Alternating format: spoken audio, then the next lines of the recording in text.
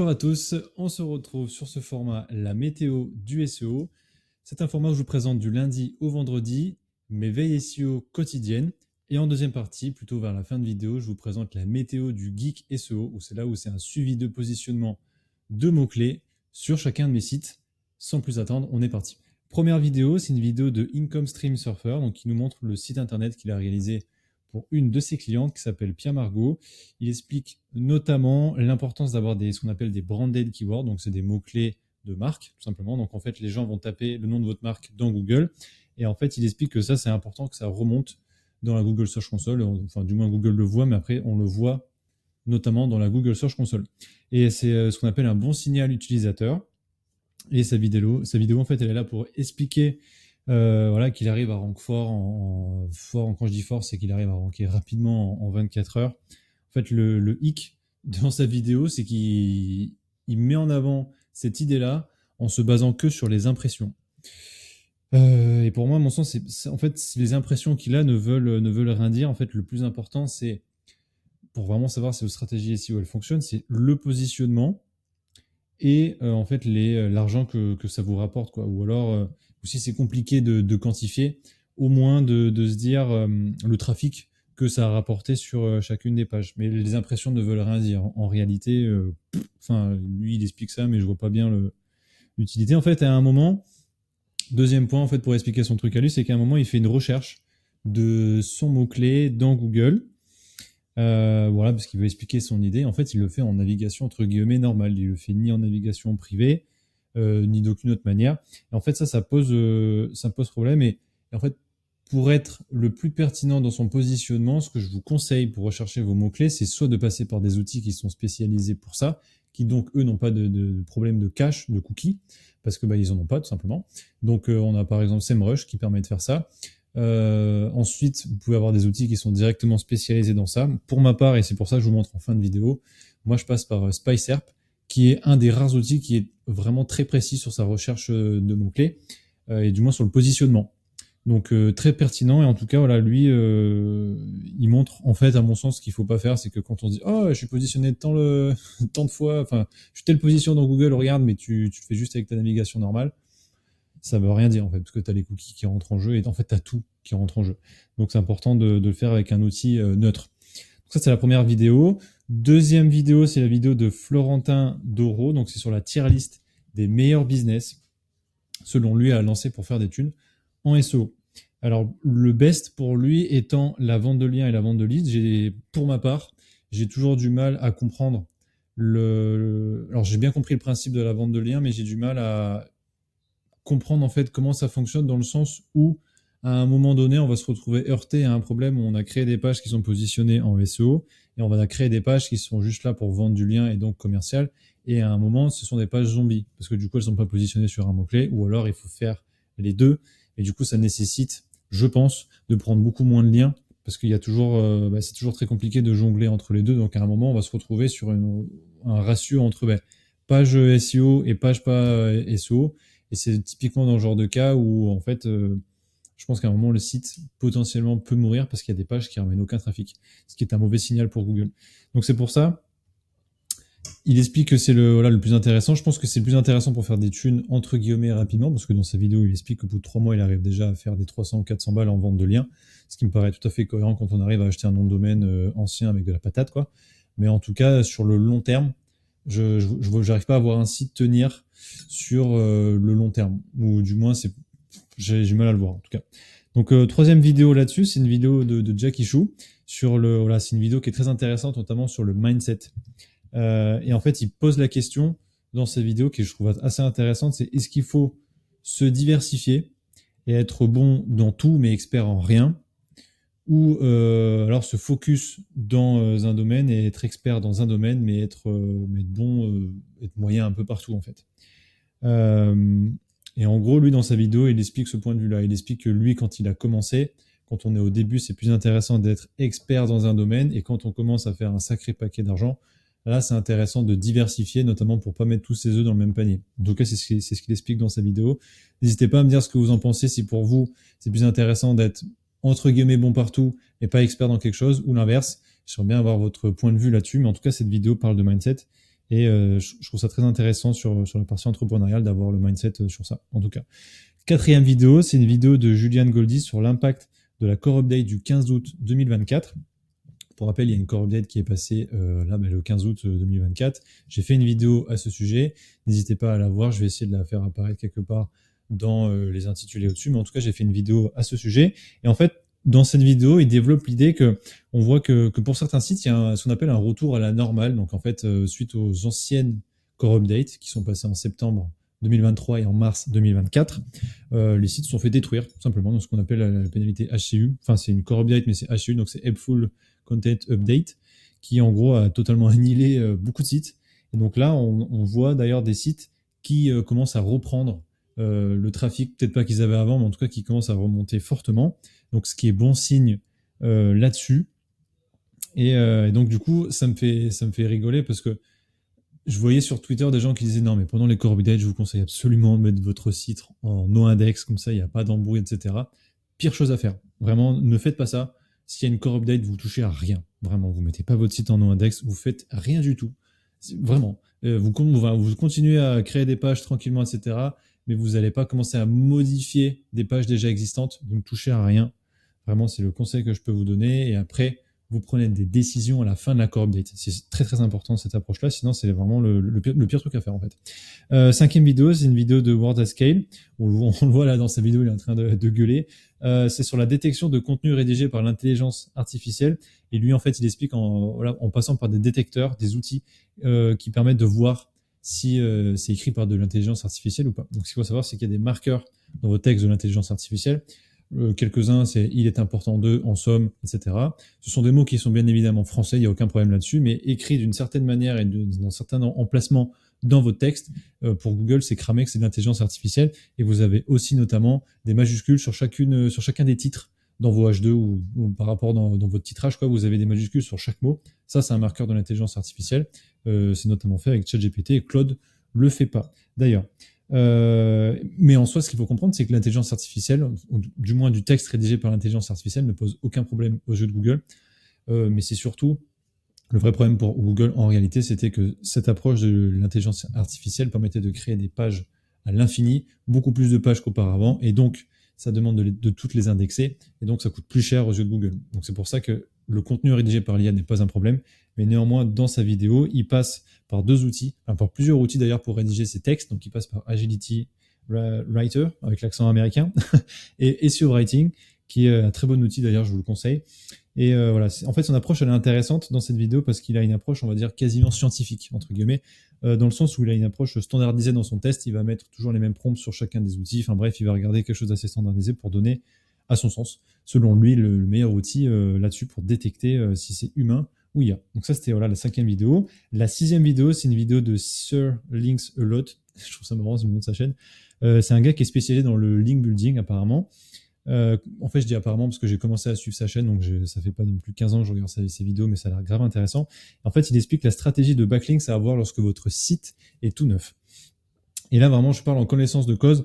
Ce qu'il faut faire, si votre site est tout neuf, donc vraiment s'il a moins d'1 an d'ancienneté, votre nom de domaine en tout cas est tout neuf, je vous conseille vraiment de faire des backlinks essentiellement sur la page d'accueil avec des encres. On appelle ça des encres naked ou alors des encres branding. Et en gros, pour expliquer mon idée, je me suis permis de vous faire un petit schéma juste en dessous pour vous expliquer en fait les différents types d'encres qu'il existe. Donc on a les encres génériques où c'est cliqué ici, on a les encres semi-opti, découvrir ce restaurant à Rennes. J'ai pris un exemple bidon sur restaurant à Rennes. Une encre optimisée, c'est restaurant à Rennes, donc c'est le mot-clé exact. Une encre branding, ça va être https epiq.fr, donc c'était dans le cas d'un site en fait où j'avais tout simplement fait une petite formation là-dessus. Et ça marche aussi avec le 3W. Et l'encre nue, ça va être epiq.fr, donc à savoir le nom de votre business là-dessus. Donc c'est pour ça qu'il y a les différents types d'encre. Et quand votre site est tout neuf, allez-y vraiment mollo. Vraiment, faites maximum sur la page d'accueil avec des encres, on l'a vu, des encres nues et des encres branding ou génériques. Et par la suite, quand vous voyez que votre site commence à se positionner sur des mots-clés, etc., à ce moment-là, vous regardez vos concurrents. Par exemple, je ferai une bêtise, mais vous avez votre page, vous avez une page d'accueil et vous avez une page service qui s'appelle Restaurant Rennes. Voilà, on prend l'exemple ici. Et vous allez regarder dans votre SERP les concurrents qui sont Restaurant Rennes. Donc déjà, regardez si c'est une page d'accueil ou une page service. Donc c'est ce qu'on appelle la lecture de SERP, très important là-dessus, parce que si vous voulez positionner je sais pas moi, une requête, n'importe laquelle, mais il n'y a que des pages d'accueil et vous proposez une page service, ça va être plus compliqué. Pas impossible, parce que vous allez le voir plus tard dans la deuxième partie, sur le fabricant de ressort, j'ai réussi à positionner une page service alors que tout le monde était sur la page d'accueil. Mais ce qu'il faut comprendre, c'est que les autres étaient vraiment pas bons en optimisation. Mais en tout cas, c'est important de bien lire la SERP.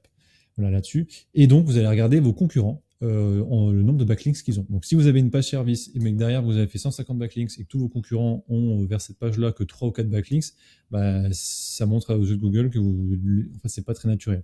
Donc, Google va pas forcément vous défoncer votre site, mais néanmoins, c'est une succession de micro-facteurs comme ça qui font que ça donne la puce à l'oreille à Google en disant c'est bizarre, il y a un petit truc qui est manipulé ici. Donc, voilà, faire attention là-dessus. Donc, voilà, c'était la fin de cette première partie. Maintenant, restez avec moi, enfin en tout cas ceux qui sont vraiment les geeks du SEO, on va voir la météo du geek SEO, à savoir le positionnement de mots-clés sur les sites que je gère. Donc je gère actuellement 3 sites et on va maintenant voir leur positionnement là-dessus. Donc l'outil que j'utilise s'appelle SpySerp, j'aime beaucoup vraiment pour regarder le suivi de positionnement de mots-clés et je le trouve très fiable là-dessus en tout cas. Et pour pas que ça dure non plus une plombe, en fait ce qu'on voit c'est que j'ai commencé à utiliser l'outil le 12 août et en fait on voit l'évolution de mes mots-clés et notamment le 15 août où on a vraiment des pics où j'ai pris des 100 positions d'un coup. Enfin bref, c'est quand la core update elle a été lancée et là-dessus vous pouvez voir que j'ai des bonnes positions sur fabricant de ressorts plats, fabricant de ressorts ou même là si mes 5e tout à l'heure quand j'ai regardé j'étais premier. Peut-être que ça a fluctué, de toute façon avec la core update ça fluctue tout le temps. Mais en tout cas là-dessus on a quand même un beau positionnement et ça devient très intéressant là-dessus. Donc si vous êtes une entreprise qui a besoin de référencement, n'hésitez pas à me contacter, c'est le moment de la publicité. Ensuite on va suivre le site de ma femme, donc, qui est ostéopathe à Saint-Imier, mais qui fait aussi du domicile à plusieurs endroits dans Grenoble, donc, parce que je suis à Grenoble. Donc voilà, on a la page ostéopathe Cessiné qui a un petit peu pris de position et ostéopathe Cessin qui prend du positionnement là-dessus, sachant que sur Cessin, j'ai fait une strat que j'ai où j'étais un petit peu bourrin. En fait, j'ai pris un gigs sur Fiverr, un service sur Fiverr qui permettait de pousser ce qu'on appelle des citations locales sur la partie locale, donc de pousser ce qu'on appelle le NAP, donc c'est Name, Address, Phone.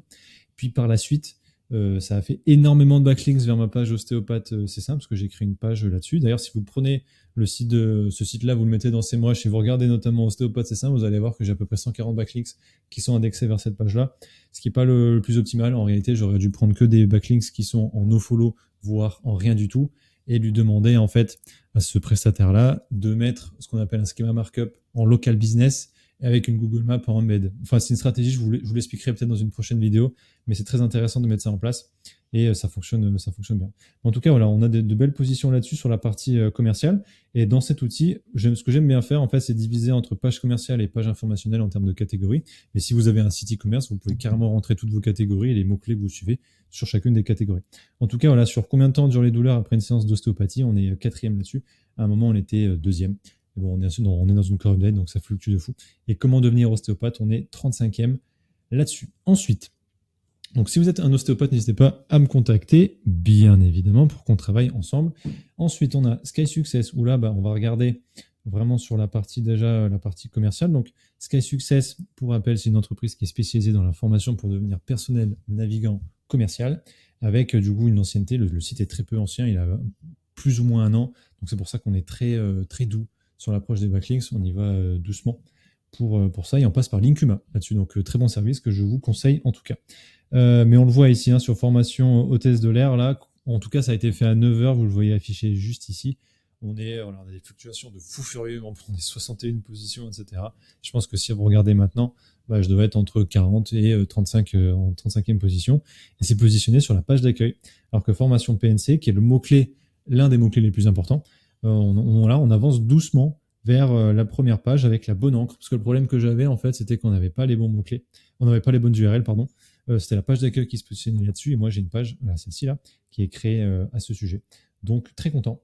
Et en tout cas, ça avance dans le positif, même dans cet océan de trouble, cet océan troublé avec la core update. Mais en tout cas, ça avance bien. Et après, j'ai deux articles de blog, je retraite au test de l'air, qui est tapé 90 fois par mois, je crois. Et après, on a à quoi consiste le test PNC et EasyJet, on est premier là-dessus depuis un petit moment. Donc ça, c'est cool. Ensuite, on passe sur le dernier site qui est Transimo, qui est une agence immobilière à Sarlat, la Canada. On va regarder le positionnement de mes mots-clés à ce sujet sur ce client. D'abord sur la partie informationnelle, bon, on voit on est quand même 48e là-dessus, 28e, c'est pas non plus des positions pas ouf, on va pas se mentir. Premier sur quel papier garder après vente appartement, ce qui est cool. Et et 22e sur que vérifier avant achat d'un appartement. Donc voilà, c'est des articles de blog qui sont là pour pousser la sémantique sur la partie qui font eux, à savoir achat et vente appartement, maison, jardin, local, bref, vraiment de la partie informationnelle là-dessus. Et après, voilà, on a agence immobilière Sarlat la Canada où en fait ce qui se passe c'est que comme la core update, je pense, il y a tellement de volatilité dans la SERP, Google essaie de se rattacher peut-être à des choses qui lui paraissent relativement plus cohérentes. Donc c'était la page bien immobilier, c'est pour ça qu'on a perdu 67 positions. Et ce que j'ai fait, parce que c'est pas la première fois qu'il le fait, vous avez vu ici le 20 août, il l'a déjà fait auparavant, j'ai carrément mis cette page-là qui n'est pas utile bien évidemment en SEO, mais qui est importante sur le site, mais qui n'est pas vraiment primordiale. Je l'ai mis en no-index. No-index, mais je l'ai toujours laissé en follow. Je l'ai pas mis en no-index, no-follow. Comme ça, quand même, le link juice passe sur la page, même si la page est en fait en no-index, tout simplement. Donc voilà, je vous conseille de souvent faire ça, de mettre en no-index, mais pas en no-follow, parce que c'est toujours intéressant d'avoir le lien qui circule sur tout le site. Un peu comme, si je peux me permettre, un peu comme une veine. En fait, vous cachez votre veine, mais vous la bloquez pas le flux sanguin. Métaphore douteuse, mais vous avez compris en tout cas. Et après, on a des autres positionnements sur les autres pages services, maison, Sarlat, terrain, viager, etc. Pour rappel, je le rappelle souvent, mais ces pages-là, c'est très compliqué pour mon client de se positionner là-dessus, et pour d'ailleurs toutes les autres agences possibles, tout simplement parce que l'intention de recherche, ce sont des annuaires, donc se loger bien ici, etc. Et ces pages-là sont là pour travailler la sémantique du site internet. Coucou, on est de retour là-dessus. Si vous êtes resté jusqu'au bout, je vous remercie infiniment. Vous êtes vraiment les boss. Merci beaucoup. Si la vidéo vous a plu, n'hésitez pas à mettre un like, à vous abonner et à mettre un commentaire si vous avez des questions là-dessus. Et puis en tout cas, voilà, moi ça me fait plaisir de faire cette vidéo. Et puis on se retrouve lundi pour une nouvelle vidéo. Merci à tous. Ciao, ciao.